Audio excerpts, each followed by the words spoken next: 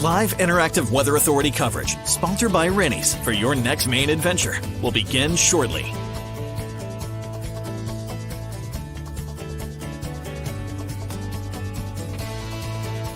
Rennie's, a Maine adventure.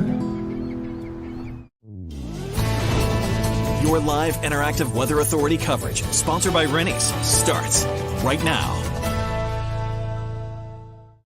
Well, good Monday morning, everybody. It is a very much Monday out there with the steady rain across the state, a very wet start to our work week, and quite cool as well, or it's mild for this morning, but will only be in the 50s all day. So going to be a cool, damp day today. Good day to have some indoor plans, as we're going to see this rain through much of the day. So a very rainy start to our work week. But before we get into our forecast, I do want to talk about Hurricane Milton down in the Gulf of Mexico. It is rapidly intensifying this morning. It is intensifying quicker than almost any hurricane that we've ever seen in the Atlantic Basin. Just a ridiculously powerful storm, incredibly impressive. It's very rare to get these sort of extreme intensification rates that we've seen with this.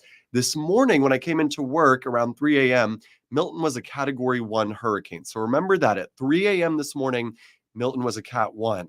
Here's where Milton is sitting right now. Milton is a Category 4 hurricane now. It has intensified incredibly quickly, and it will continue to do so. It may very well end up a Category 5 storm later on today. We're actually about to get the latest update from the Hurricane Center at 11 a.m., so in 20 minutes, and then we will know if it is either still a high-end Category 4 storm, potentially already a Category 5. So yeah, really crazy storm. And the worst part of all of this is that it's going to hit Florida, which is already still in recovery mode after Hurricane Helene.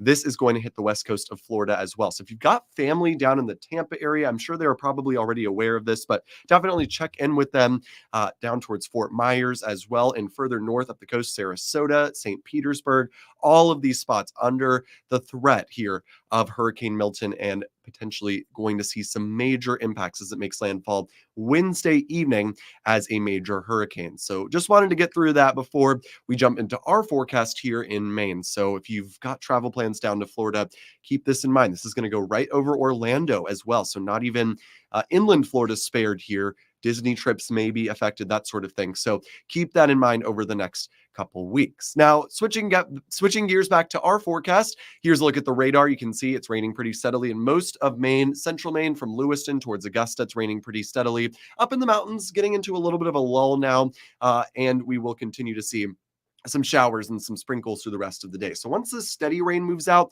over the next couple hours, it does look a little bit improved for the afternoon, but still going to just be a very, very damp day today for our Monday. So yeah, wet one out there. Hope you're staying nice and warm, pretty rainy for our Monday forecast. And here's what we're looking ahead to for today. It's wettest during the morning hours through about lunchtime. Beyond that, it tapers off to just a few scattered showers with some drizzle as well. And notice temperatures are remaining steady today in the 50s. So a cool, very wet start to our work week. But that is helping to make that foliage pop extra nicely out there this morning. If we're looking for a bright spot in our forecast, here's the latest foliage map. This is just based on what I saw this weekend. On Saturday, I was up at Saddleback up in Rangeley. So I definitely did that whole drive from Portland up to the higher elevations of the mountains. And I was able to see what the foliage was looking like, and we are definitely nearing peak, if not already there, in portions of central Maine, Lewiston, towards the lakes region, over towards Augusta, towards Bangor. High color at the very least there. Still at peak color up in the White Mountains of New Hampshire, over into Vermont, and into the foothills and mountains here in Maine, Bethel, over towards Rumford, all those spots at peak color. Notice, though, up towards Rangeley, Jackman, already past peak. So if you are a big leaf peeper fan, you've been wanting to go see the leaves, highly recommend doing it within the next few days, as we are getting past peak already up in the higher elevations with stick season already beginning. So let's talk about what we're expecting. Again, it's a rainy day, but notice this afternoon won't be as wet. It doesn't really look all that bad out there for the afternoon. We'll see some showers, some drizzle. It'll be damp. It just won't be soaking wet during the afternoon, with potentially a few showers lingering as well. As we head into tomorrow, much nicer day. Look at that. We're waking up to sunny skies on Tuesday morning. Tuesday afternoon is gorgeous. and warm as well in the low to mid 60s. So very comfortable day for tomorrow. And then we got to talk about Tuesday night. Tuesday night looks to get quite chilly. We'll see temperatures dipping down into the 30s. And we will see the potential for some frost away from the coastline Tuesday night. Now, by Wednesday, the clouds are back. We'll see the potential for a few showers, and it will be cold enough for the higher elevations, especially Wednesday night, to potentially get a little bit of high elevation snow. So we're going to continue to watch that potential here, but overall, it just looks like some scattered showers around on Wednesday and mainly away from the coastline. So again, not looking too bad over the next several days, but we will keep that chance for showers in the forecast on Wednesday. Let's talk about overnight temperatures because Tuesday night, again, we could see some frost away from the coast with lows in the 30s. At the coast, we're probably safe from frost with lows near 40. Similar story on Wednesday night, and it looks like later in the week, we will also see a little bit milder nights, not going to be quite as chilly out there. So it doesn't look as likely to see frost later in the week. But late this weekend into early next week, looks like we could see some more frost potential. So let's track out what we're expecting. We've actually got 3 cold fronts that are going to be swinging on through. The first one, you're hearing it, you're seeing it right now. I can hear the rain coming down on our roof. That is with the first cold front we're going to see over the next week. That will bring that chillier overnight temperature for Tuesday and Wednesday nights. It will be, again, potentially frosty on Wednesday morning and on Thursday morning as well. Now, we do have a brief little warm up late this week. Friday into Saturday looks pretty mild. In fact, we could approach the 70s in some spots on Saturday afternoon before our next cold front moves on in. This brings cooler air for Sunday. And look at this reinforcing cold front we've got in store for Monday. So yeah, 3 cold fronts are thereabouts in the next week or so that will reinforce that cool air. In fact, only Saturday in the next 7 days will be above average when it comes to temperatures. Every other day looks below average with very cool weather. So yeah, that October fall air is definitely here. Let's talk about rain. Notice this cold front. This is the first system that's bringing us the rain today. It moves east and then it sort of just lingers nearby. So that's why we're going to see that shower chance on Wednesday, especially up into the mountains. With that upper low lingering nearby, potentially a shower or two as well on Thursday up in the mountains. And again, we're monitoring the potential for maybe some very high elevation snow as we head into Wednesday night, potentially on Thursday as well. So we're going to keep watching that.